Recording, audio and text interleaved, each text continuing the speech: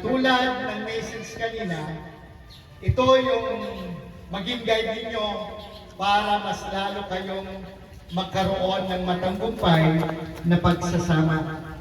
Ano po? Ang Biblia ay isang salita ng Diyos.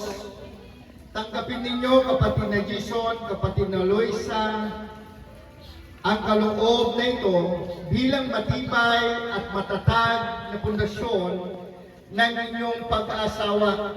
Nawa ito'y maging isang ilaw ng inyong tahanan, bukal sa kalooban at pag-asa, gabay sa buhay at sandigan ng inyong pagsasama. Kapatid na Jason, ibigay mo sa kanya.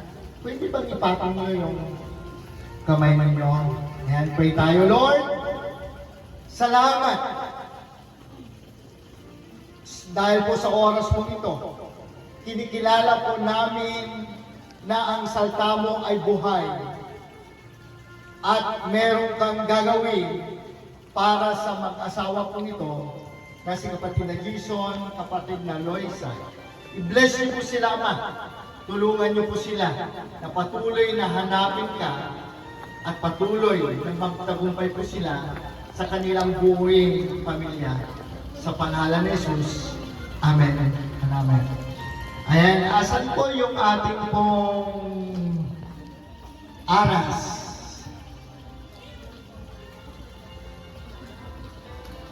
Ayan.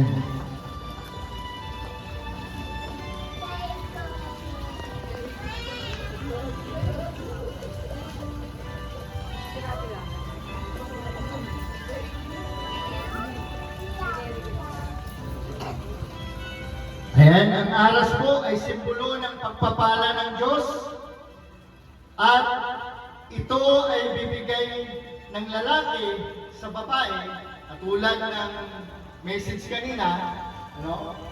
Ayan, yung sweldo mo ibibigay mo kay Loisa, ano po?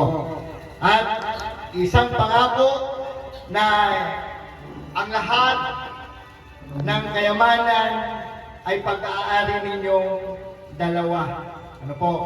At kayong dalawa ngayon ay mangangako na lahat ng pagpapala mula sa Panginoon ay dapat maging mabuti kayong katiwanan. Ayan, kapatid na Jason, kapatid na Loisa, ayan, God bless you.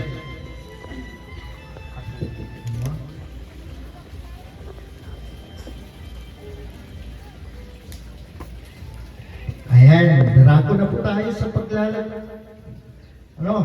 paglagda ng katibayan. Talagang wala nang urungan po ito. Ano po? Ayan.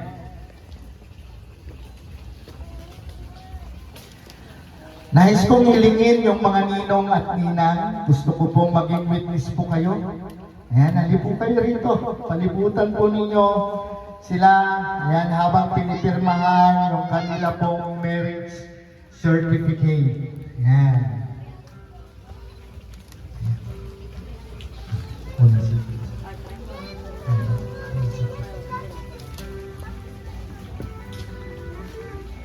Kinupya.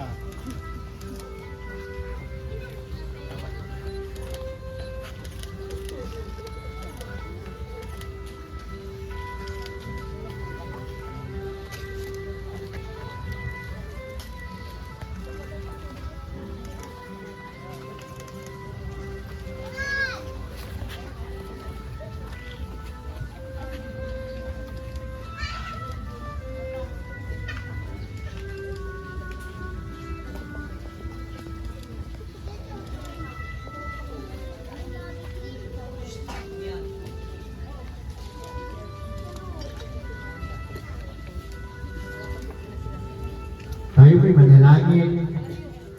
Panginoon, salamat po na sa oras po ito. Nandito, Panginoon, ang mga ninong at ninang, Lord, na tumatayong pangalawang magulang ng aming po mga kapatid na to, na si Jason at Loisa.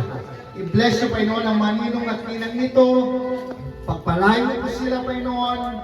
with good health and strength, Heavenly Father, the love, Lord, mga advices na pwede po nilang may bigay, Panginoon, sa bagong mag-asawa po ito. Kayo po'y magpala, Panginoon, bawat isa sa pangalan ni Jesus.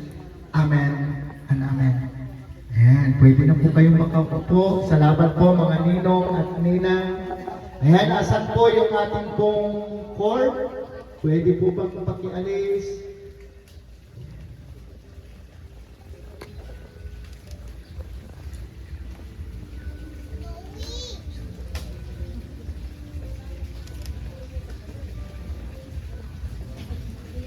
Ayan, yung ating pong mga naglagay, sila rin po yung mag-alis ng bilog.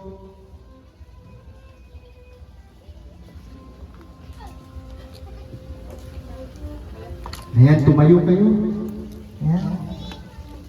Tumayo kayo.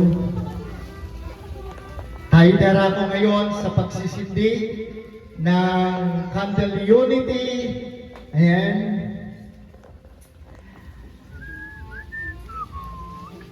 Ang kandila ay simbolo ng pagiging isa ng dalawa. Ito ang kapayagan ng kasultan. Ang pagsisindi ng kandila ay naglalarawan ng pagiging isa ng dalawang puso. Ano po?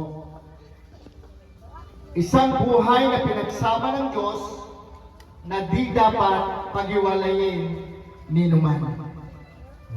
Ayan, kunin nyo yung kandila na nakasindi.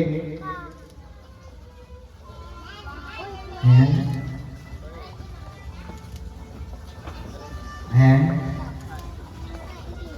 Sindihan yung dalawa.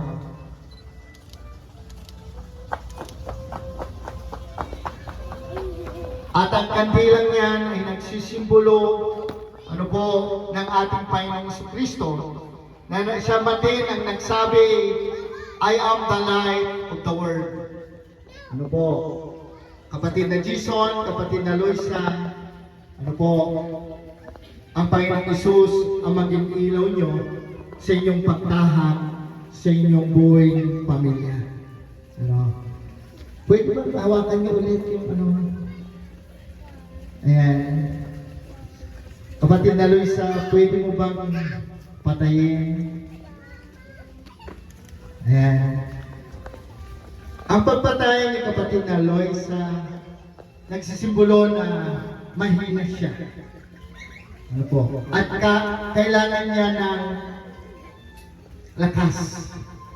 At ngayon, huhugot ka ngayon ng lakas kay Jason. Sige, sumunod ka. Ayan. Patayin mo rin, kapatid na Jason. Ganon din. Ano po? Si kapatid na Jason, mahina rin. So, kailangan din niyang humugot ng lakas sa kanyang partner. Sige. Sindihan nyo. Ayan. Pwede bang patayin ninyo? Sabay kayo. Ngayon, parehaw kayong mahina. No. At hindi nyo kaya. Pero nandyan ang Panginoong Isus na nagsabi, ako ang ilaw ng sanlibutan. No. Nasa inyong daraanan, maraming pagsubok, pero pwede kayong humingi ng lakas sa ating Panginoon. Pwede kayong humingi sa Panginoon. Ayan. So malakas ulit kayo dahil binigyan kayo ng Panginoon. Ayan. Pwede nyo nang patayin. Ayan. Ayan. Ayan. Hiniling ko kay Pastor para sa panayang pagtatalaga. Paghawakan tayo ng kamay, humarap kayo doon.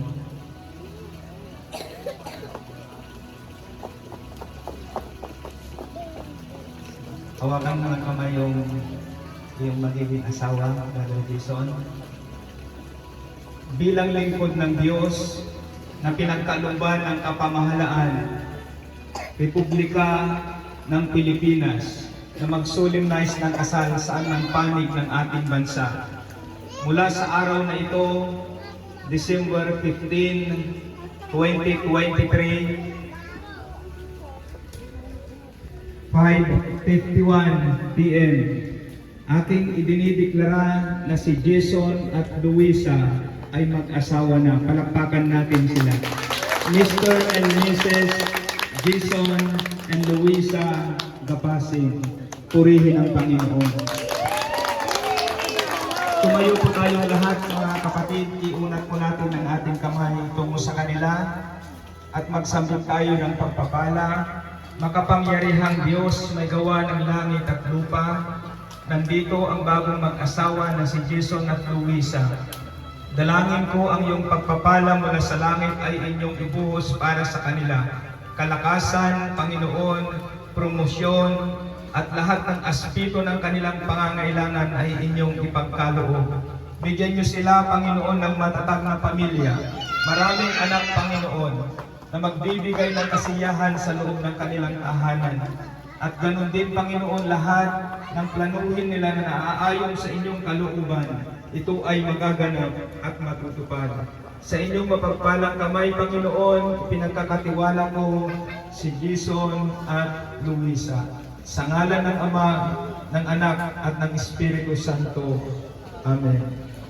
Jason at Luisa, pwede bang magharapan kayo?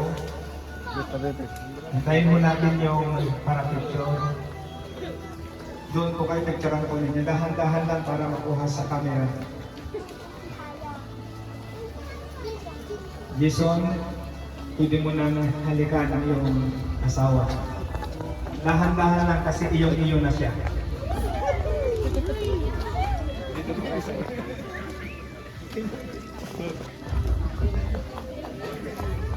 Wait, wait.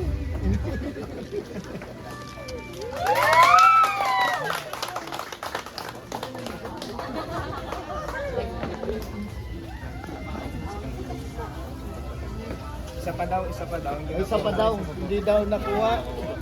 Hindi ba nakuha? O yung mas matagal.